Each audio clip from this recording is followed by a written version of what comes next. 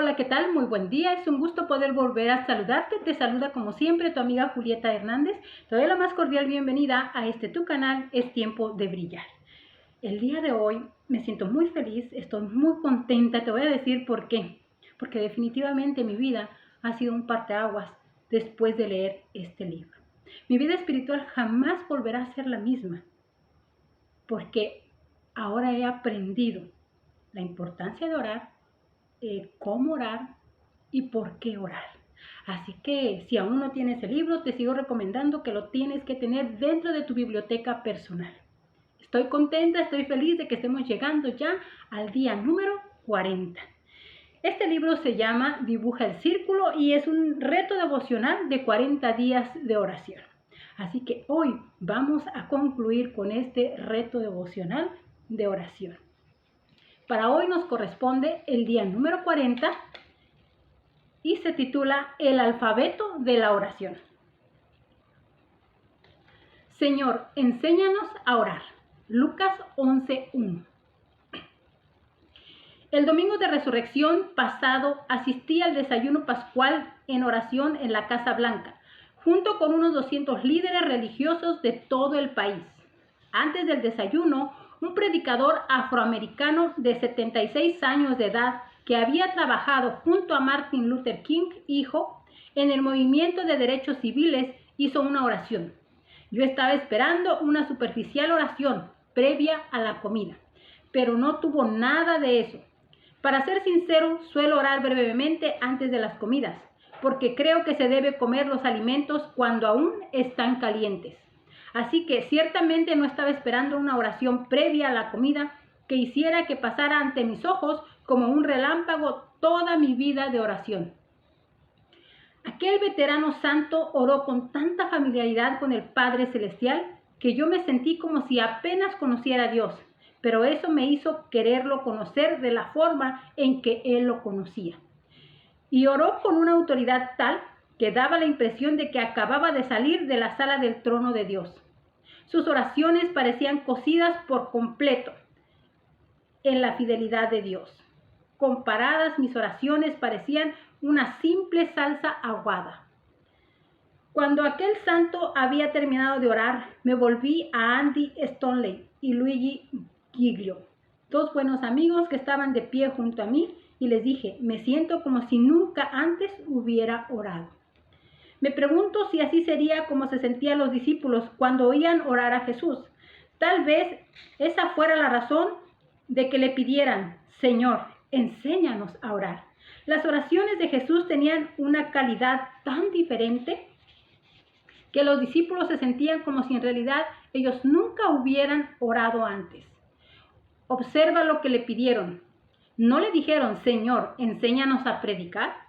Tampoco le dijeron, enséñanos a ser líderes o enséñanos a discipular. Todas esas empresas son nobles, pero ellos solo tenían una petición. Señor, enséñanos a orar. Si cambiamos nuestra forma de orar, todo lo demás cambia. También cambia nuestra forma de trabajar, nuestra forma de criar a nuestros hijos y nuestra forma de ser líderes. Cambia la forma en que establecemos nuestras prioridades y estrategias. Cambia nuestra manera de pensar, nuestra manera de sentir y nuestra manera de hablar. La oración lo cambia todo desde dentro hacia afuera. Una nueva lengua. Cuando uno ha escrito un libro sobre la oración, la gente tiende a pensar que ya lo sabe todo sobre el tema. En realidad, es mucho más lo que no conozco que lo que conozco. Me siento como si fuera mi primer día de clases en el preescolar de la oración. Pero siento hambre por aprender. Con frecuencia la palabra oración provoca sentimientos de culpa, sencillamente porque no oramos lo suficiente o porque nos sentimos ineptos cuando no sabemos qué decir. Dicho sea de paso, nunca he conocido a nadie que sienta que ora demasiado o con demasiada eficacia. Todos nos quedamos cortos, pero en lugar de provocar sentimientos de culpa, solo pensar en la oración nos debería producir una emoción sin límites, porque no hay nada más poderoso que arrodillarse ante el Dios Todopoderoso. Aunque mi promedio de bateo no es mejor en la oración que el de nadie más, Estoy decidido a regresar al puesto de bateador, porque no puedo batear si no balanceo el bate. Y si lo muevo suficiente, a veces batearé unos cuantos jonrones y acumularé una gran cantidad de carreras impulsadas. Así que deja de preocuparte de que puedas perder tu turno al bate. Muévelo para enviar la pelota hasta la cerca.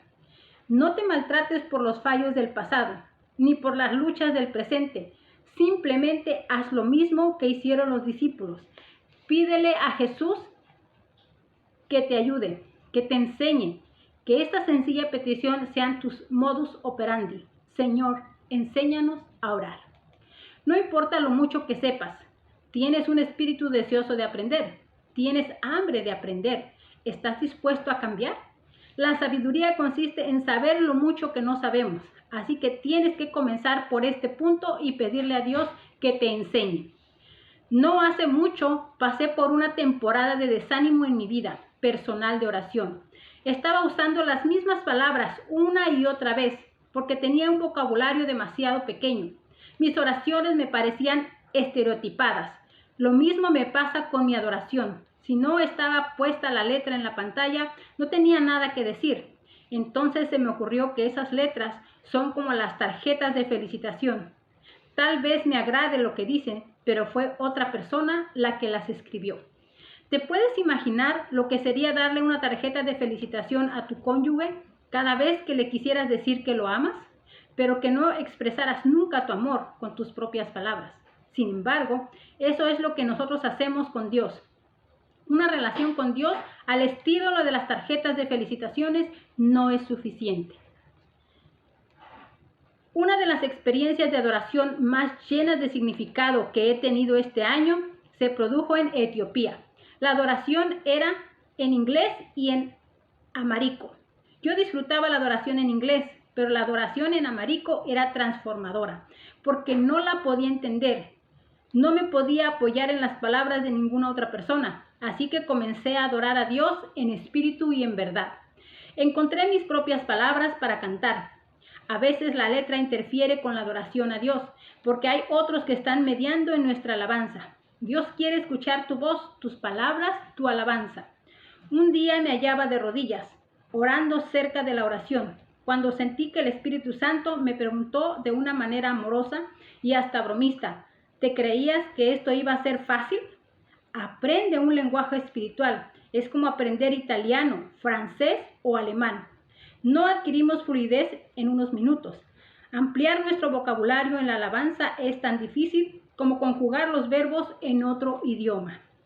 Me encanta la historia del abuelo que fue una noche hasta la habitación de su nieta y oyó que ella estaba orando literalmente con el alfabeto. Amado Dios, A, B, C, D, E, F, G. Siguió orando hasta llegar a la Z y dijo, amén. El abuelo le dijo, cariño, ¿por qué estás orando de esa manera? La nieta le respondió, no sabía qué decir, así que me imaginé que dejaría que Dios juntara las letras de la manera que a él le pareciera. A veces yo también me siento así, no tengo ni idea de lo que voy a decir cuando oro. Y eso no tiene nada de malo. El primer objetivo de la oración consiste en orar acerca de aquello por lo que debemos orar. La oración no tiene por objetivo bosquejar nuestro plan ante Dios. Su objetivo es entrar en la presencia de Dios para recibir el plan que Él tiene preparado para nosotros. Si no sabes dónde comenzar o si te quedas estancado, vuelve a la Biblia, comienza a leer y Dios comenzará a hablar.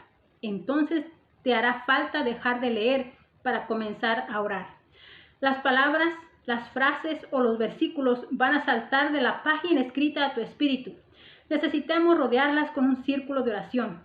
Y no tengas tanta prisa por leerte toda la Biblia, que no permitas que ella te lea a ti. La diferencia. Mi amigo Ross Hill es el fundador y ejecutivo de Bank2, un banco propiedad de la comunidad en Oklahoma City. No creo haber encontrado jamás a un hombre de negocios más entregado a la causa de Cristo. El banco es su púlpito y sus clientes son su congregación. Ross define el negocio como una misión y es excelente en ambas cosas. Cuando Bank2 abrió sus puertas, Sus líderes ungieron literalmente las puertas con aceite y oraron por todas y cada una de las personas que entraran y salieran por ellas. Las reuniones de la junta comienzan con oración. Cada vez que se necesita colocar nuevos empleados, se ora por el proceso. Y no es nada raro que Ross ore personalmente con los clientes y los empleados en su oficina ejecutiva. La oración es el fundamento de todo lo que hacen. El banco no está inmune a los desafíos que presentan las finanzas. En el año 2008, Bank2 pasó por una gran pérdida en los préstamos debido a un fraude. De hecho, aquella pérdida solamente era más grande que la suma de todas las pérdidas que había sufrido Ross durante su carrera de 35 años en el sistema bancario. Pero en palabras del propio Ross, oramos sin desmayar a lo largo de toda la situación y Dios les respondió. El año siguiente, el American Banking Journal clasificó a Bank2 en el número 1 dentro del grupo de bancos comunitarios de la nación. En el 2011 era la operación de hipotecas número 7 en toda la nación y en 10 años había hecho préstamos por más de $1,000 millones. No importa qué sea lo que estés haciendo, la oración es la clave de tu negocio, tu práctica o tu profesión. La unción de Dios no se limita a los pastores que predican. El favor de Dios es para todos. Si eres empresario, necesitas ideas innovadoras. Si eres médico, necesitas discernimiento para diagnosticar. Si estás en el mundo de la política, necesitas carisma para actuar. Todas esas cosas son manifestaciones del Espíritu Santo. Tanto si escribimos la letra de una canción como si redactamos leyes, vendemos casas o damos clases, diseñamos espacios o abrimos franquicias. La oración es una parte crítica del proceso creativo. No te limites a pedir sugerencias. Ora. Convierte tu aula, tu salón de juntas, tu vestidor, tu quirófano, tu tribunal y tu sala de conferencias en un cuarto de oración. La oración es la diferencia entre las citas y las citas divinas. La oración es la diferencia entre las buenas ideas y las ideas de Dios. La oración es la diferencia entre el favor de Dios y la suerte de la lotería. La oración es la diferencia entre las puertas cerradas y las puertas abiertas. La oración es la diferencia entre lo posible y lo imposible. La oración es la diferencia entre lo mejor que nosotros podemos hacer y lo mejor que puede hacer Dios. Dibuja el círculo. La oración es la diferencia entre lo mejor que nosotros podemos hacer y lo mejor que puede hacer Dios. Es momento de ir en oración. Que tengas un bendecido día.